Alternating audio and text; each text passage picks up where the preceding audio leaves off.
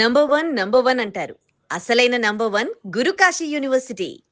అంటే ఇది నేరేషన్ ఇచ్చినప్పుడు మీకు బాగా ఈ సినిమా చేశారనుకో సన్నివేశం ఏదైనా గుర్తుందా? నేరేషన్ బాగా ఇచ్చిన సినిమా ఈ సినిమా ఖచ్చితంగా చేసేయాలి అని ఒక అనిపించిన సన్నివేశం ఏదైనా ఉందా ఈ సినిమాలో ఫస్ట్ నేరేషన్ ఇచ్చినప్పుడు?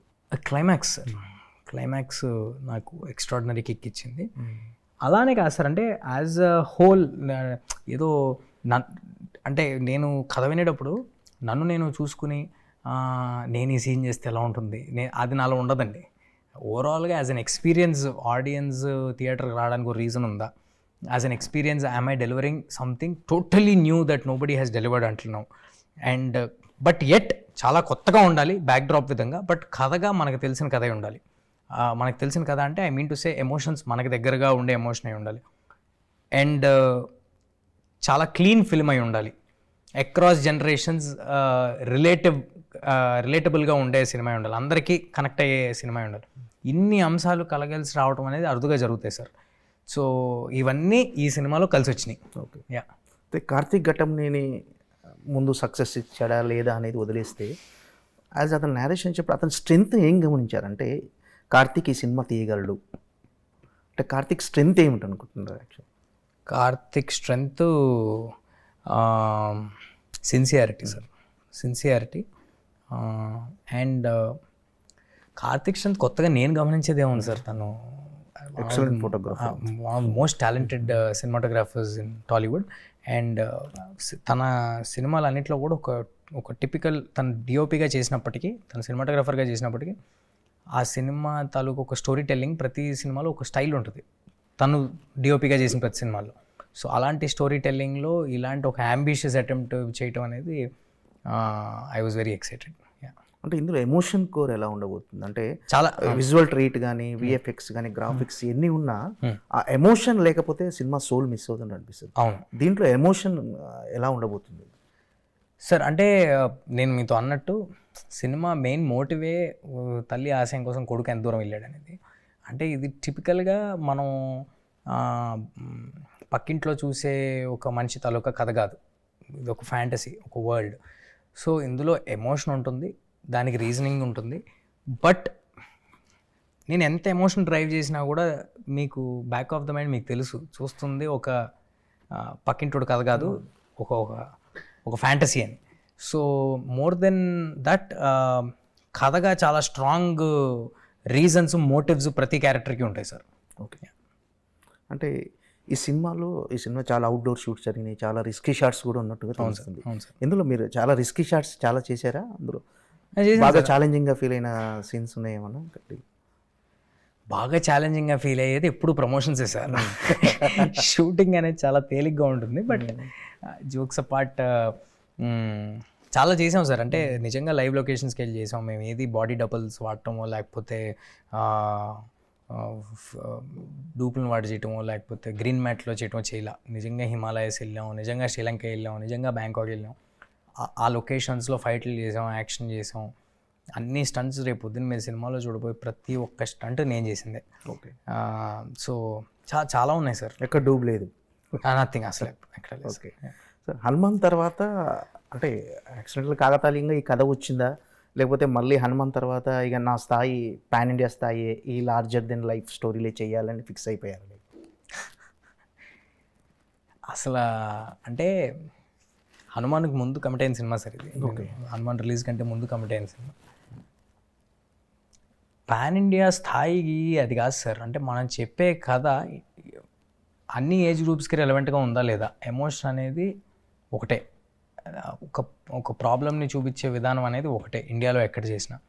సో నేను ఇందాక చెప్పినట్టు నా దగ్గరికి ఏదైనా కథ వచ్చినప్పుడు నేను గమనించుకునే ప్రతి సినిమాలో అవన్నీ గమనిస్తాను కాదు, బట్ నేను కొన్ని పర్టికులర్ సినిమాల్లో కథలు చెప్పినప్పుడు నేను గమనించేది ఏంటంటే ఇది ఒక క్లీన్ ఫిల్మా, నన్ను నేను చూసుకుంటున్నానా, can I be part of this film, and థియేటర్కి రావడానికి ఆడియన్స్కి ఎక్సైట్మెంట్ ఉందా ఈ కథలో, అదర్ దెన్ స్టార్ క్యాస్ట్ తీసేసి మ్యూజిక్ తీసేసి ఇంకోటి తీసేసి కూడా కథగా దానికి ఆ బలం ఉందా లేదా అనేది వెతుక్కుంటా. సో అలా వెతుక్కుంటే అన్నీ సమకూరిన సినిమానే ఇది. అంటే సినిమా ట్రైలర్ రిలీజ్ వరకు కూడా అంటే ముందు వచ్చిన టీజర్ కానీ గ్లిమ్స్ కానీ డెఫినెట్గా అందరికీ నచ్చినాయి. కానీ ట్రైలర్ వచ్చిన తర్వాత మోస్ట్ యాంటిసిపేటెడ్ మూవీ అనే ఇప్పుడు రేటింగ్స్లో కూడా ఇది టాప్లో ఉంది. సో ఇప్పుడు రిలీఫ్ అయ్యారా? లేదు లేదు సార్, టెన్షన్ రిలీఫ్ అయ్యారా? లేదు అది ఏం అవ్వలేదు. నాకు ఆ వీకెండ్ అయ్యేంత వరకు సినిమా అందరికీ డెలివరీ అయింది, అందరికీ నచ్చింది అనేంత వరకు అది ఎప్పుడు ఉంటుంది సార్.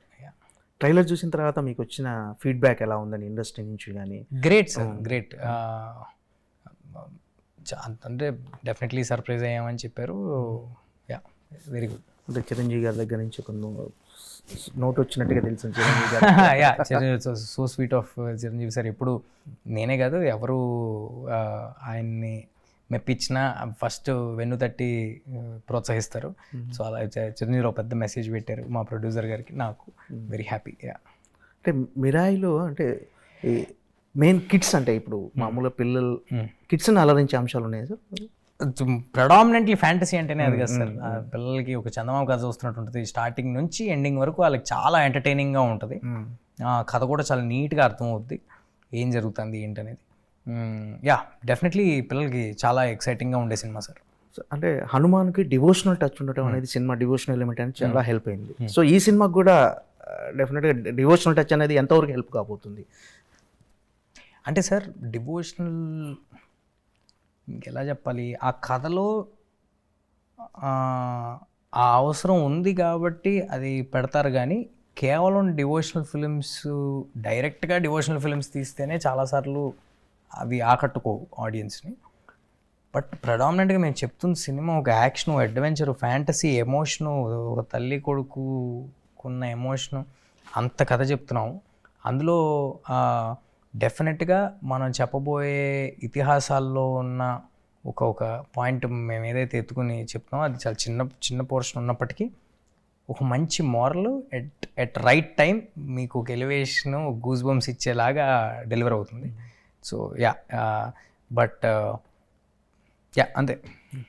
అంటే మీరు బాల నటుడు అవ్వటం యాజ్ ఆర్టిస్ట్గా అంటే ఇప్పుడు ఎంతవరకు ప్లస్ అయిందంటే ఇప్పుడు చేసిన క్యారెక్టర్స్ కానీ వీటికి కానీ అంటే మోర్ ఈజీ అయిందా మీకు? డెఫినెట్గా సార్. అంటే అసలు జీరో కెమెరా ఫియర్ నాకు. నా కెమెరా ఉన్నా లేకపోయినా I will be the same. And చిన్నప్పటి నుంచి పెద్ద పెద్ద ఆర్టిస్టులతో వాళ్ళతో చేసేపాటికి కెమెరా ఫ్రెండ్లీ అయ్యేపాటికి నాకు ఎప్పుడు ఎదుట ఆర్టిస్ట్ ఎంత పెద్ద ఆర్టిస్ట్ అయినా ఎవరైనా అదేం ఉండదు. My concentration will be only on my scene. నేను ఏదో పర్ఫామ్ చేస్తున్నాను అనే ఆలోచన నాలో ఎప్పుడూ ఉండదు. సో యా, దట్ వే చాలా హెల్ప్ అయింది. టోటల్ అవుట్పుట్ చూసుకున్నా సార్ మీరు చూసుకున్న తర్వాత మీకు ఎలాంటి కాన్ఫిడెన్స్ వచ్చిందో? ఫస్ట్ మన డైరెక్టర్ ఘట్టంనేని ఆయన కార్తిక్ నేరేషన్ ఇచ్చినప్పటికీ ఇప్పటికీ మీరు మొత్తం అవుట్పుట్ చూసుకున్న తర్వాత ఏంటి, ఎలా అనుకున్నట్లుగా ప్రజెంట్ చేశారని? ఇంకా గ్రాండ్గా ప్రజెంట్ చేశాడు సార్. విజువల్గా మీరు చూస్తే అర్థమవుతుంది. విజువల్గా this film is very rich first of all. And definitely చాలా ఎక్సైటింగ్ ఫిల్మ్ అయితే డెలివరీ చేస్తాం. ఒక థియేటర్ ఫిల్మ్, ఒక ఆడిటోరియం మూమెంట్ ఉండే ఒక సినిమా. Very excited to watch it in the theatres. Yeah, okay. Karthik Ghattamaneni గారి అంటే ఈ సినిమా ఆయనకి డైరెక్టర్గా ఎంతవరకు, అంటే ఇప్పటివరకు డైరెక్టర్గా బిగ్గెస్ట్ సక్సెస్ అనేది ఆయన కెరీర్లో లేదు. యాజ్ అ సినిమాటోగ్రఫర్గా ఆయన మంచి పేరు. ఈ సినిమా అతని డైరెక్టర్గా ఎంతవరకు ప్లస్ అవుతుంది సార్ ఆయన కెరీర్కి? సార్ అంటే ఏది రిలీజ్కి ముందు అలా టాల్ క్లెయిమ్స్ చేసి అలా చెప్పడం నాకు అలవాటు లేదు. బట్ నేనేం చెప్పగలనంటే కార్తిక్ గారు హ్యాస్ డెలివర్డ్ సిన్సియర్ ఎఫర్ట్ లేకపోతే ఇలాంటి సినిమా, ఇలాంటి కథ, ఇలాంటి విజువల్స్ ఇంత పెద్ద స్పాన్లో ఇలా చేయలేరు ఎవరు. సో ఐ హోప్ దీని తర్వాత ఇలాంటి క్వశ్చన్స్ కార్తిక్ గారి గురించి ఎవరు అడగరని ఐ హోప్. Yeah, okay. అంటే యాజ్ ఎ హీరోగా, యాజ్ ఎ కెరీర్కి మీకు ఈ పర్సనల్గా జాబ్ సాటిస్ఫాక్షన్ ఎంతవరకు ఇచ్చింది సార్ ఈ సినిమానా? సార్ ఆనెస్ట్గా నేను అసలు జాబ్ సాటిస్ఫాక్షన్ లేకపోతే నేను I will not even get in to it sir. ఎందుకంటే నేను ఒక 2-3 నాకు వచ్చిన సినిమాల్లో ఏదో ఒకటి సెలెక్ట్ చేసుకోవాలి అని ఒకటి సెలెక్ట్ చేసుకుని చేసే ధోరణి నాది కాదు. నేను ఆడియన్స్ అందరినీ థియేటర్కి వచ్చి చూడమని నా సినిమా అడుగుతున్నాను. నేను ఆ మాట అడిగేటప్పుడు నాకు చాలా కాన్ఫిడెన్స్ ఉండాలి, మీ టైంకి వాల్యుబుల్ ఎంటర్టైన్మెంట్ నేను ఇవ్వబోతున్నాను. సో డెఫినెట్గా ఈ సినిమానే కాదు ఏ సినిమా అయినా only if I'm excited I will ask, I will get in to the film. Yeah, అంటే సార్ కొన్ని ప్రెస్ మీట్స్లో కానీ ఎక్కడైనా Q&Aలో కానీ అంటే ఈ సినిమాలో హై బడ్జెట్ ఫిలిం ఇది తేజ సజ్జా గారి క్యాన్వాసింగ్ చాలా పెద్ద క్యాన్వాసింగ్ అంటే మీ గురించి కొంచెం తక్కువ చేసి మాట్లాడినప్పుడు మీరు డెఫినెట్గా వాళ్ళకు కరెక్ట్ కౌంటర్ ఇస్తున్నారు. ఈ సినిమాకి ఎవరు మాట్లాడలేదు. ఈ సినిమాకి ఎవరు బిఫోర్ సో అది నిజంగా మీరు క్యాజువల్గా అంటుందా లేదా హట్ అయ్యి డెఫినెట్గా ఇలా? అసలు నేనేం హట్ అవ్వను సార్, ఎందుకంటే దిస్ ఇస్ నేను చిన్నప్పటి నుంచి ఇక్కడే ఉన్నాను సార్. మన పెద్ద పెద్ద సూపర్ స్టార్స్ గురించే ఎంతో సొసైటీకి సినిమా ఇండస్ట్రీకి సేవ చేసిన వాళ్ళ గురించే ఎలా పడితే అలాగా అందరూ మాట్లాడుతూ ఉంటారు. అవి బాధగా అనిపిస్తాయి. నా గురించి అడిగే వాటి గురించి నేనేమీ అనుకోను. ఎవరి డౌట్లు వాళ్ళకి అవతల వాళ్ళ మీద ఉంటాయి మనం పబ్లిక్ మీడియంలో ఉన్నప్పుడు. సో దాన్ని మన వర్క్తో ఆన్సర్ చేసుకుంటూ వెళ్ళాలి. టచ్ వుడ్ ఈ సినిమాకి ఓ కాన్ఫిడెన్స్ బిల్డ్ అయింది ఆడియన్స్ అందరిలో, అండ్ దాన్ని కూడా నిలబెట్టుకుంటానని కోరుకుంటున్నాను. Okay. And for more videos, Please subscribe to iDream. Please subscribe to iDream. Please subscribe iDream. And please subscribe to iDream. For more videos, subscribe to iDream. please like, share and subscribe to the channel. Congratulations, iDream. Subscribe to iDream. Subscribe to iDream. So subscribe to iDream Media. iDream की iDream team अंदर की huge congratulations. Please subscribe iDream Media. Please subscribe to iDream. Subscribe iDream. Please subscribe to iDream. iDream అంటే నా కళల channel subscribe చేసుకున్న నోరు తిరుగుతలేదు, మీరైతే గంట గుర్తు కొట్టండి. For more such videos, please subscribe to iDream. Subscribe to iDream. Please subscribe to iDream. Please subscribe iDream Media. Please do subscribe to iDream. Please subscribe to iDream Media. For best entertainment and information, please subscribe iDream. And don't forget to subscribe to iDream.